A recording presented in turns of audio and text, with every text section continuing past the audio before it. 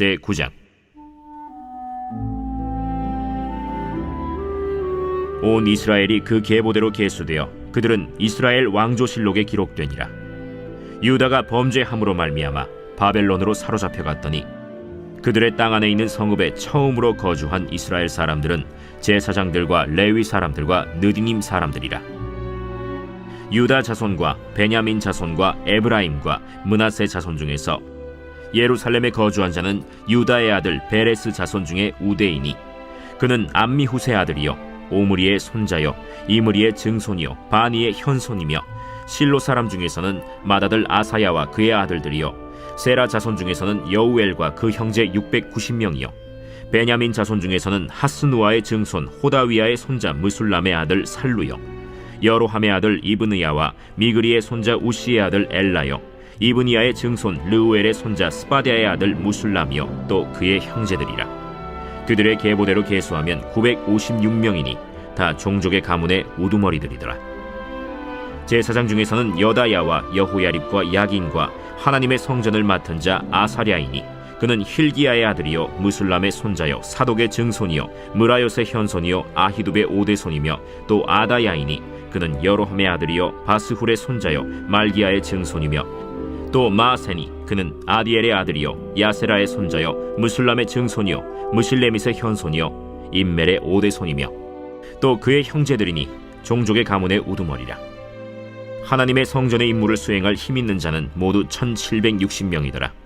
레위 사람 중에서는 무라리 자손 스마야이니 그는 핫수베의 아들이요 아스리감의 손자요 하사베아의 증손이며 또 박박갈과 헤레스와 갈랄과 마따냐이니 그는 미가의 아들이요 시그리의 손자요 아삽의 증손이며 또 오바디아이니 그는 스마야의 아들이요 갈랄의 손자요 여두둔의 증손이며 또 베레기아이니 그는 아사의 아들이요 엘가나의 손자라. 느도바 사람의 마을에 거주하였더라. 문지기는 살룸과 악굽과 달몬과 아히만과 그의 형제들이니 살룸은 그 우두머리라. 이 사람들은 전에 왕의 문 동쪽 곧 레위 자손의 진영의 문지기이며 고라의 증손 에비아삽의 손자 고레의 아들 살룸과 그의 종족 형제 곧 고라의 자손이 수종드는 일을 맡아 성막 문들을 지켰으니 그들의 조상들도 여호와의 진영을 맡고 출입문을 지켰으며 여호와께서 함께 하신 엘르아살의 아들 비느하스가 옛적에 그의 무리를 거느렸고 무셀레미아의 아들 스가랴는 회막 문지기가 되었더라. 택함을 입어 문지기 된 자가 모두 212명이니 이는 그들의 마을에서 그들의 계보대로 계수된 자요 다윗과 선견자 사무엘이 전에 세워서 이 직분을 맡긴 자라. 그들과 그들의 자손이 그 순찰을 좇아 여호와의 성전 곧 성막 문을 지켰는데 이 문지기가 동서남북 사방에 섰고 그들의 마을에 있는 형제들은 이레마다 와서 그들과 함께 있으니 이는 문지기의 우두머리 된 레위 사람 넷이 중요한 직분을 맡아 하나님의 성전 모든 방과 곳간을 지켰음이라. 그들은 하나님의 성전을 맡은 직분이 있으므로 성전 주위에서 밤을 지내며 아침마다 문을 여는 책임이 그들에게 있었더라. 안녕하십니까 큰숙교회 가족 여러분, 11월 17일 큰숙 매일 말씀 시작하겠습니다. 오늘 본문은 역대상 9장 1절부터 27절까지의 말씀으로 여전히 바벨론에서 이스라엘로 돌아온 그 백성들의 계보를 얘기하고 있습니다. 특별히 오늘은 제사장과 레위 사람들에 대한 계보이죠. 이 레위 사람들을 한번 생각해 보신다면 참으로 특이한 족속입니다. 이 레위 사람들은 예찬 목사님께서 매일 말씀에 설교하셨듯이 어떤 가나안 땅, 약속의 땅에 들어갈 때에 어떤 특정한 땅을 분깃으로 받지 않았습니다. 성경에 보면 내가 그들의 분깃이 되겠다라고 하나님께서 직접 말씀하시는 부분이 있는데요. 이렇듯 레위 사람들의 분깃은 하나님 바로 그분 자체였으며 레위 사람들, 즉 제사장 족속, 예배를 관장하는 족속이었다는 것이죠. 그래서 각기 11지파로 뿔뿔이 흩어져서 그 11지파의 예배를 돕고 제사장 역할을 하면서 하나님과 그 이스라엘 백성들을 화해시켜주는 그런 역할을 하였던 것이죠. 이 레위 사람들에 대한 이야기를 조금 더 해보자면 한 가지 흥미로운 일이 있습니다. 사랑하는 여러분, 모세가 가나안 땅의 백성을 인도하여 낼 때에 그 40년 동안 광야 생활 가운데서 모세는 그 40년 이후로 가나안 땅에 들어가지 못하였죠. 그리고 많은 사람들이 착각하고 있는 부분이 있는데, 모세의 동년배들, 즉 이집트에서 출애굽한 족속들은 다 가나안 땅에 들어가지 못하였다라고 생각하곤 합니다. 하지만 성경에 보면 분명히 이렇게 나옵니다.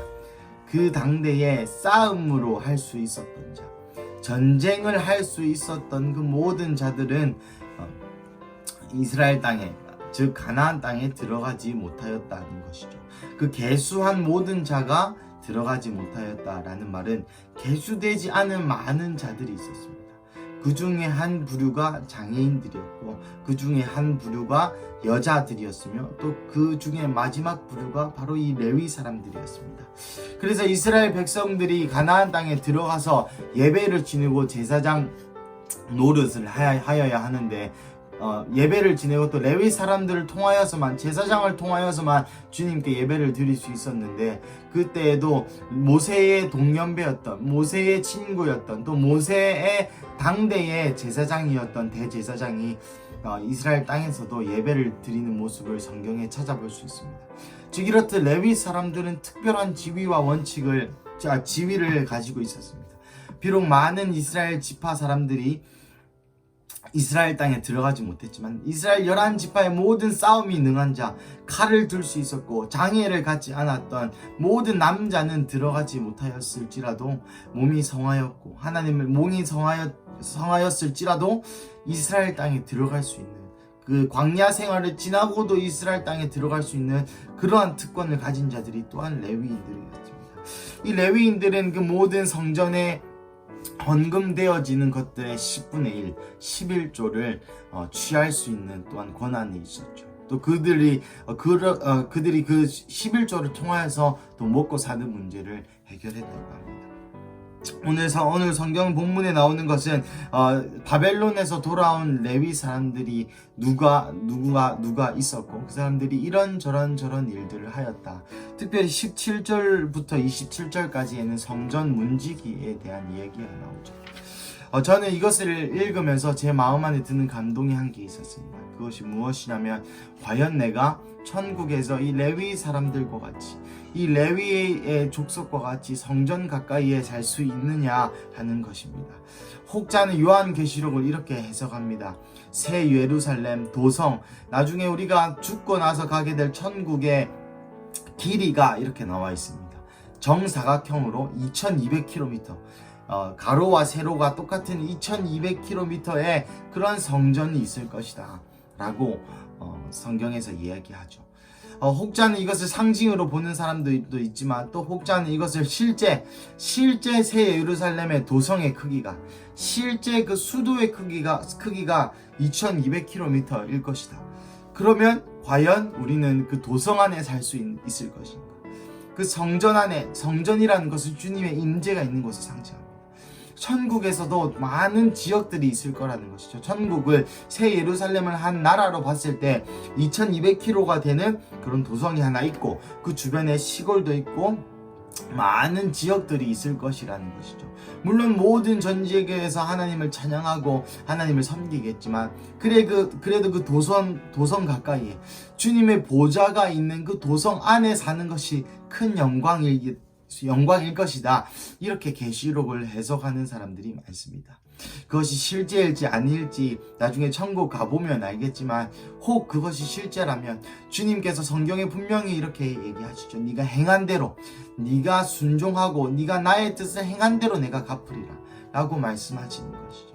사랑하는 성도 여러분, 오늘 이 레위 사람들이 성전 문지기를 하고, 또 성전에서 갖가지 일을, 문을 여닫는 일을 하는 자들도 있고, 또 예배를 관장하는 제사장들도 있고, 많은 직업들이 나옵니다. 과연 우리는 천국에 가게 되면 어떤 직업들을 감당하게 될 수 있을까요? 주님께서 분명히 네가 이 땅에서 한 행위대로 내가 천국에 상급을 예비해 두겠다 라고 분명히 성경에서 얘기하고 있습니다. 오늘 이 본문을 읽으면서 제 마음 안에 묵상되기로, 과연 나의 상급이 무엇일까? 내가 이 땅에서 주님을 위해 한 일이 무엇이 있을까? 하나님께 나의 어떤 모습을 보고 하나님 나의 상급을 판단하실까? 라는 생각을 많이 해보았습니다.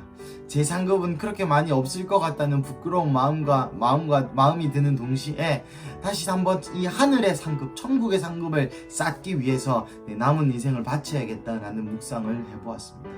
사랑하는 성도 여러분, 있으신 곳에서 주님을 예배하는 삶, 하나님의 음성에 따라 사는 삶, 이해되지 않을지라도 목사님, 사모님께 순종하는 삶, 나아가 교회 리더와 또 교회의 많은 방향성들과 하나님께서 선지자를 통하여 하신 말씀을 순종하는 삶.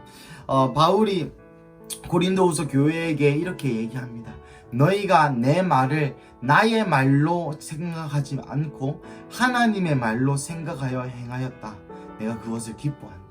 물론 바울이 고린도 교회에게 이렇게 얘기하는 것이지만 그와 동시에 이것은 바울의 얘기가 아닌 것이죠.